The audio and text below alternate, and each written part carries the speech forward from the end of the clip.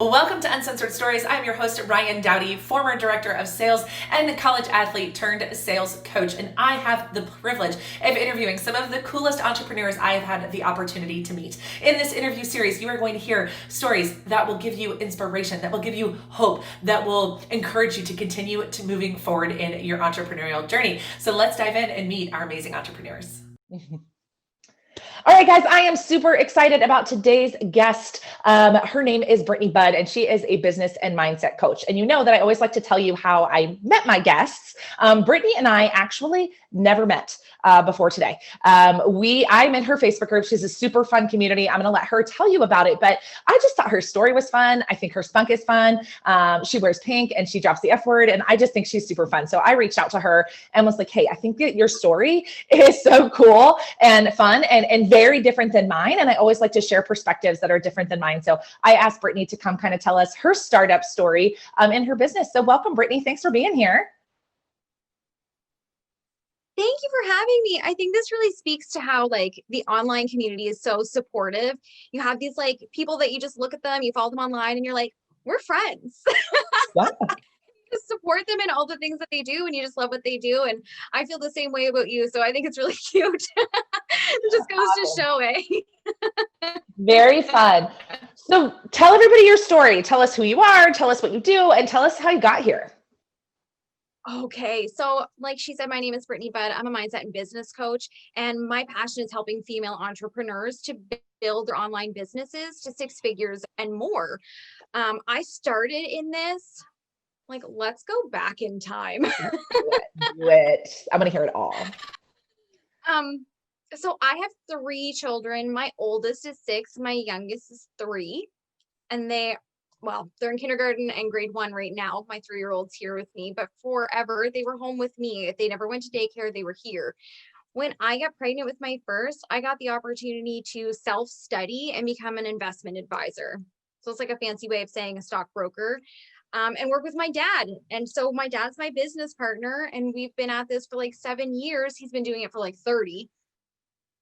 But I found that whenever I would go to meetings, people, I was the youngest person there, and usually I was the only woman. And so people would look at me and think, oh, she must be his secretary.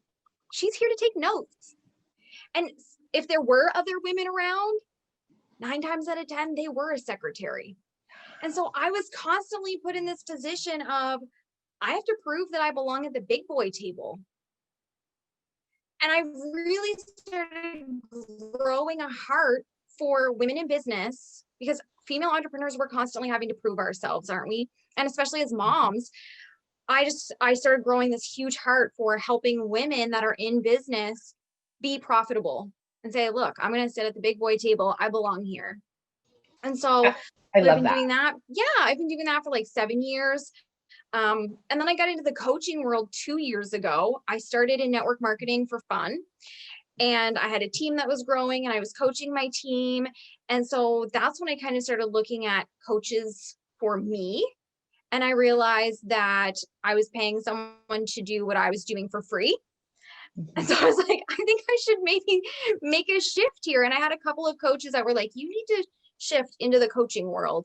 And so, I was intimidated at first, but 2 years in, here we are.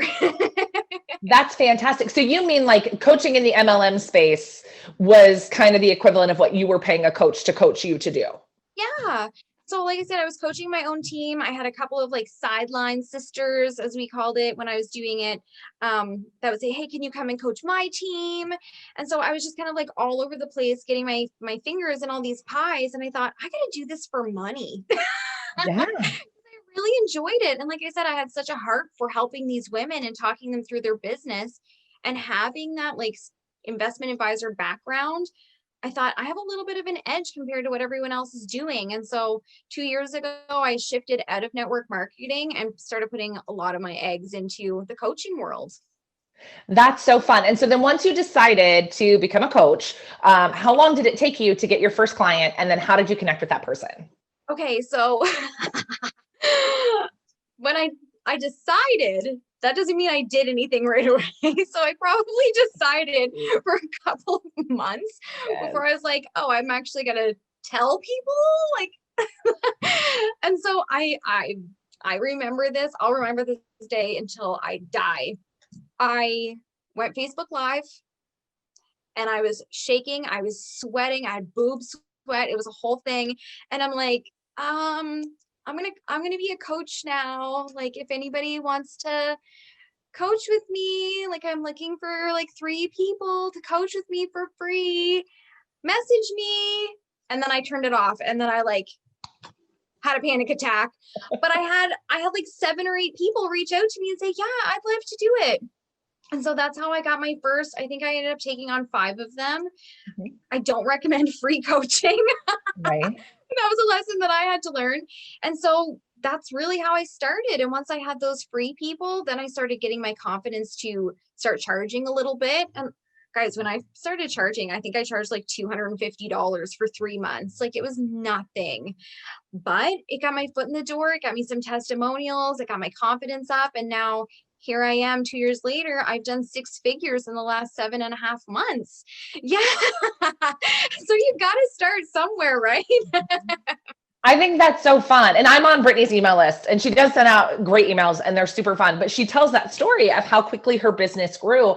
And that was one of the reasons why I really wanted her to be a guest here today, because I think we often have this misconception of this is going to take forever, right? Like, it's fine and it's great, but it's going to take like years and years and years, like it takes to build a corporate career, right? Like, it takes years and years and years to climb a ladder. And so we naturally think that that's what's going to happen when we start a business. Right. And it was a grind for a little while. You undercharged for a while, which is very normal. But then as soon as it clicked, Yes. which I just love. So I think that's really fantastic. So let's talk about some of those challenges that you had early on in your journey. Obviously, pricing was an issue for you, but what other challenges did you run into early on in your journey, Brittany? So I had this mentor that I really adored. And so I followed her for a long time. Then I got into like another coaching situation where I had hired a coaching team. And ultimately, that situation was kind of like pumping out mini clones. And so I think that my business would be in a completely different place if I hadn't have done that, but it wouldn't be in the place that it is. And so for like a year and a half, I was really learning about like the challenge model, and then the signature program model, and then like, that value ladder. And it never felt awesome, but I did it because that's what I thought I was supposed to do. And so for me, also I ended up getting hired on, and I was coaching other people through that program. And in that, I wasn't able to have my own clients at all.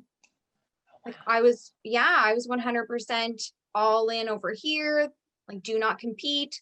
And so that's where my focus was. But I was able to learn so much, and I'm so, so grateful for that experience and the opportunities that I was given there. I coached like 150 women in like 6 months, one-on-one. And so I was able to get so much experience, but I also learned, not only about that model, even though it doesn't work for me, I know it works for other people. So I do consider myself an expert in that model. But because it didn't work for me, I'm so grateful that I know that. Mm-hmm.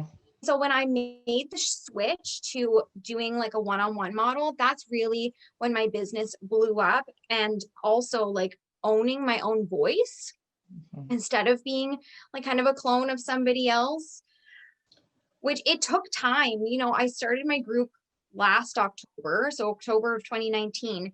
And I was very awkward when I started my group. I didn't know what I was saying. I was copying other people because I was so insecure about who I was as a person and as a coach. I didn't know if people would like me if I was myself, because I was so used to kind of being a different version of myself. And so it did take some time to really build up. This is who I am. I drop F-bombs. I talk about money all the time. Like, take it or leave it. But like I said, it took trial and error. It took a lot of insecurity and just like pushing past that to get my confidence to where it is. And when I started dropping the F-bombs and talking about making money and like being a mom and having a business, that's when I really started attracting the right people to me. And that's when my business exploded.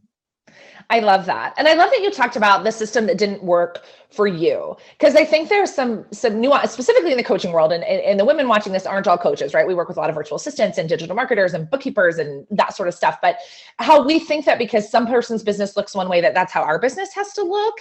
And that's not true. And I think that's actually the value of a good coach, like Brittany said, is that it's like, hey, you do you. Like, I'm not here to tell you this is how your business has to look.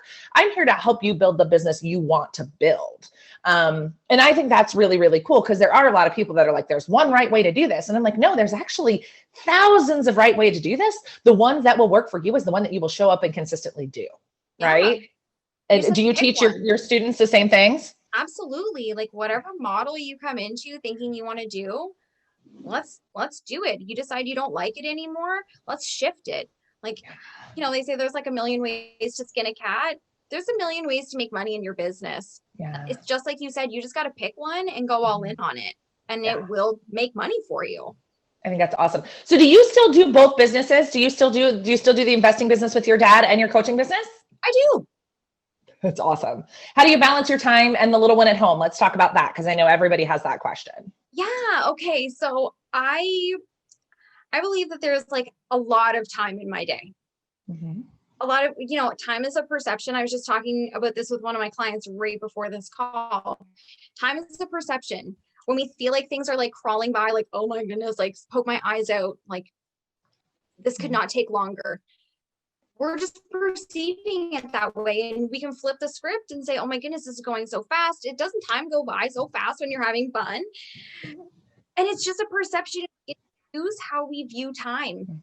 And so, my investing business, like I said, my dad's been doing it for 30 years. And now I'm just kind of like, there is like, hey, I'm a younger version. Right. Yeah. I can keep up on the tech. I love my dad, but he's not great with the tech. And so, and I kind of bring in a younger demographic. I went through a phase of, oh goodness, I got to pick one or the other. Mm-hmm. I got to be all in on my investing business, or I have to be all in on my coaching business. And ultimately, that's just not true. A lot of people think like, oh, if I want to do this, I got to quit my job. That's not necessarily true. If you want to quit your job, that's amazing. But if you don't want to quit your job, you can do both. Like, it's not a one or none. Mm-hmm. Like, you can have it all.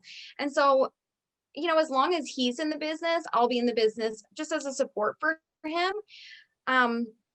Because his business is already so established, it really doesn't take a lot of my time, like maybe an hour a day while I have my daughter in my lap. Like, it's so simple. I'm just talking to people and having conversations and making sure they get Christmas money out of their investments and things like that. My coaching business, though, I've grown that in like 2 hours a day. I don't work Fridays, and I don't work Saturdays, and I don't work Sundays. That's awesome. I think that if you know what strategy you want to use and you're really intentional about your time, you can build a 6-figure business like I have in 1 to 2 hours a day. Mm-hmm. And so I think a lot of people think, and you said this earlier, in the job world, that's the grind. You put in your 40 hours a week and you bust your ass and you pray for a promotion and another promotion. And I got to work harder if I want this and that. In the entrepreneurial world, it's not like that. And we really have to be cognizant of breaking that stigma. I don't have to work harder if I want more. I can do it. That's been like the hardest belief for me to overcome in 3 years. And I still don't know if I'm 100% there, but I get better every day. Right. But the whole idea of like, we've got to work hard to make money. Like, I grew up in corporate sales. It was always a grind. It was always a numbers game. And so like, I am really retraining my brain to do that. So I love that you say that. And I also think too, that it can happen in different stages. Like what Brittany said, her belief is 100% true, but that doesn't mean that you can't still have success if you don't 100% believe that yet, right? Because I can tell you, my heart of hearts, you ask me that question, I will tell you hard work makes money, but I've also still managed to have a successful business, which again is why I wanted to talk to Brittany, because I know her vibe is so different than mine. And I just think that's so cool, because it's proof that anybody who really decides and goes all in on themselves can build their dream career, whatever that looks like for them. 2 hours a day, baby on your lap. For me, I work a lot more. My husband stays home with my kids, and that's our jam. And we both get to do that however we want to. And that's what I really want you guys to see out of this conversation. Success is different for everybody. Your kids are a little bit older than mine. Mine really need me. Even if my husband's here, my kids totally bomb my calls to ask me to open a snack. And I'm like, your dad's right there. Why are you here? Yep. Oh yeah, we get babies. My favorite. So like I'm sitting in my office right now and there's a door right over here and it goes into a bathroom. So the bathroom goes out to like my kitchen, but then it comes into my office.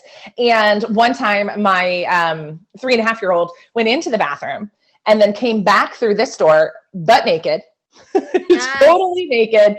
I was on a call. I think I was on a coaching call. I think it was my students at the time. I wasn't like Facebook Live or anything like that. But yeah, just naked, just his socks. And he apparently didn't make it all the way into the bathroom before he peed his pants. And I was just like, this is what we're doing today. What happens? You just gotta please pause. Oh, I've totally had that. On a call with my coach, my 2-year-old walked in. She's completely naked and she's holding a diaper and she just like opens the door and is like, I'm like, oh my word. I was like, can you just give me 2 seconds? And she's like wandered over. I like didn't lay her down or anything. I just strapped it on her and it's like, okay, go. I'll fix it later. Just try not to make a mess.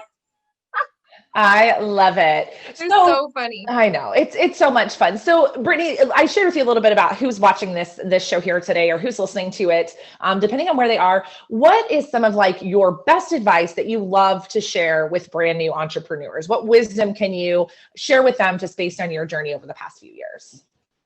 Do it scared. Yes. If I didn't go live shaking, sweating, stuttering, saying, hey world, I'm a coach now, I wouldn't be here. Same as when I started my group. I started my group and then I sat on it for 10 days before I told anyone it existed and invited them in. But now it's a year later, it's almost 4,000 people and I have like a 90% engagement rate and it brings me all of my money.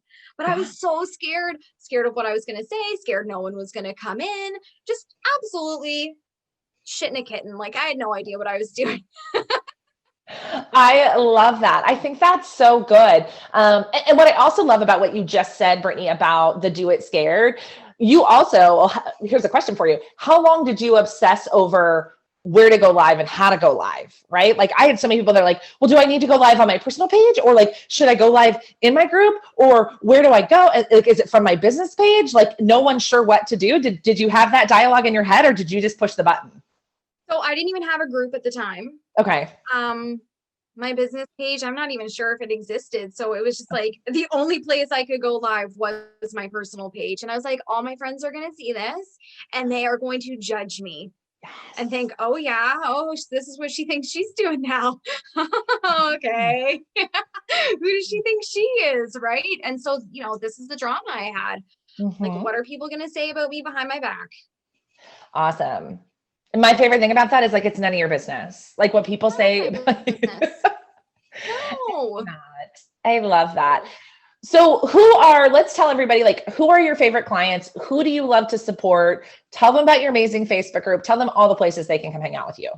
My goodness. Okay. So you can come hang out with me in my group. It's called Babe to Boss, Online Entrepreneurs Scaling to 6 and 7 Figures. And it's so much fun.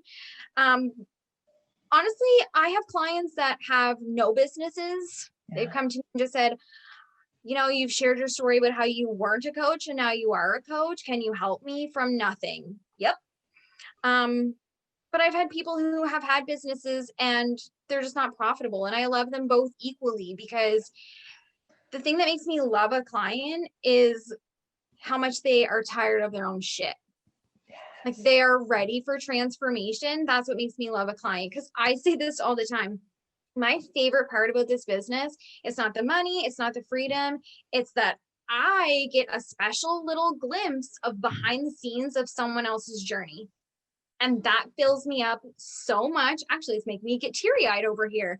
It fills me up so much to just be like, look at her. Like, look at what she's done. I got to watch a little bit of that no one else got to see. That's so fun. I love it so much.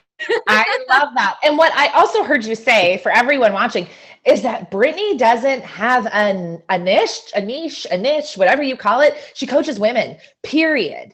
right? And so and we see so much drama around, well, my business can't grow until I niche down, or my business can't grow because I don't know exactly who I want to serve, or I'm not 100% sure. And what you just heard Brittany say is she built a 6-figure business in 7.5 months without having a perfect, ideal client avatar with her name above her head, right? Like she just went out and focused on the problem that she solved, how she showed up in the world, and she got shit done, right? And Yeah. I'm sure you see this too with people that are like, well, yeah, like it's the niche. That's why I can't grow. Or like I'm in the wrong Facebook groups, or, there's just nobody out there that can afford my services. I can't possibly charge that. How do you like handle those types of that kind of shit, as you called it, from your clients? How do you handle that?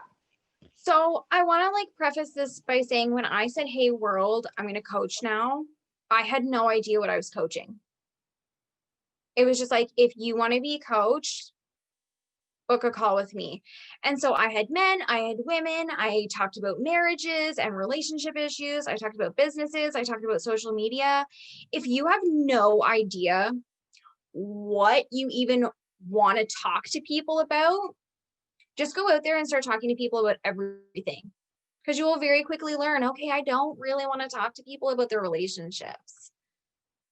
But I do like talking to people about social media, and I do like talking to people about business. And so that's how I really started, and I don't have a very defined niche. Like she said, I coach women that have online businesses, end of story. I realized I don't really want to coach men, nothing against men. I just really would rather work with women, especially with my background of having to prove myself as a woman all the time. Women have my heart a little bit more. And so if you're sitting there thinking, well, I don't even know what I want to talk about whatever people want to talk to you about. That's so And good. figure out what you want to do. When it comes to you had mentioned people aren't going to pay for my pricing and blah, blah, blah. People pay for whatever they want. Mm-hmm. There's always a way to find money. I talk about money all the time. Money is constantly being replenished. We're always getting paychecks from our day jobs. We can sell things. We can sell our services. We can sell our knickknacks that we don't want anymore. You can find money anywhere for the things that you want. And so if you are good at sharing the value of what it is that you do, you will always find people that are willing to pay for it. Yep. I love that. That's so good. Okay. So people are going to hang out with you in your Facebook group. Anywhere else you want them to connect, or like that's your home? That's my home base. I just started a podcast. It's on anchor.fm and it's called Babe to Boss. You can check it out there. It only has 6 episodes so far. It's super brand new. I have a little bit on Instagram, but I'm mostly in my group because that's just it's my little family in there. It's my home base. I love that. I love that. Final thing that I'm going to demonstrate of Brittany's 6-figure business is that she built her 6-figure business on one platform. She was already making 6 figures when she launched her podcast. Yes. Because I coach a lot to the idea of, we like to skip steps in business, right? Like we want to do the fun, fancy things like podcasts and stuff like that before we've done the work that you just talked about. Was like coach a bunch of people on a bunch of different things and figure it out. And yes, no, maybe I don't want to do this. So again, I was like, I can just keep pointing to how much I love your story. But we're going to wrap up for the day because Brittany and I both agree as busy moms and business owners, we always try to keep these short and sweet and inspire you guys. So Brittany, thank you so much for being a guest here. For those of you listening or watching, we sincerely appreciate it. And we're going to bring you another startup story next week. Bye, guys. Thank you. Bye. Thanks again for watching Uncensored Stories, How They Got Started. We would love to stay connected on social media. You can join us in the Ambitious Women Entrepreneurs Mastering Sales Skills community on Facebook. Follow us at Uncensored Sales on Instagram or at Uncensored Sales on TikTok, and we'll see you in the next interview.